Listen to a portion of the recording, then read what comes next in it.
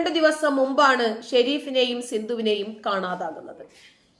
കാണാതായതിന് പിന്നാലെ ഇവരുടെ ബന്ധുക്കൾ പോലീസ് സ്റ്റേഷനിൽ പരാതി നൽകുന്നു.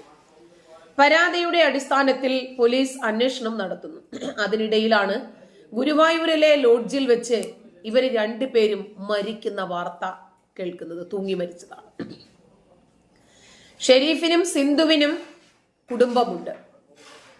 വേറെ വിവാഹം കഴിച്ച് കുടുംബജീവിതം നയിക്കുന്നവരായിരുന്നു. 2 കുടുംബങ്ങളിലായി സ്വസ്ഥമായ കുടുംബജീവിതം നയിക്കുന്നത്. സ്വസ്ഥതയുണ്ടോ ഇല്ലേ എന്നത് രണ്ടാമത്. ഓട്ടോറിക്ഷ ഡ്രൈവറാണ് മുഹമ്മദ് ഷെരീഫ്. സിന്ധു ഒരു വീട്ടമ്മയും. 2 പേരും ഏറെ നാളുകളായി അടുപ്പത്തിലായിരുന്നു. അയൽക്കാരായതുകൊണ്ട് തന്നെ ഈ അടുപ്പം ആരും മോശമായ ഒരു രൂപത്തിലേക്ക് കണ്ടില്ല. പ്രണയം മോശമാണെന്നല്ല ഞാൻ പറഞ്ഞു വരുന്നത്. 2 പേരും തമ്മിൽ സൗഹൃദമാണ് എന്ന് മാത്രമേ കുടുംബക്കാരും കരുതിയുള്ളൂ. കുടുംബാംഗങ്ങൾ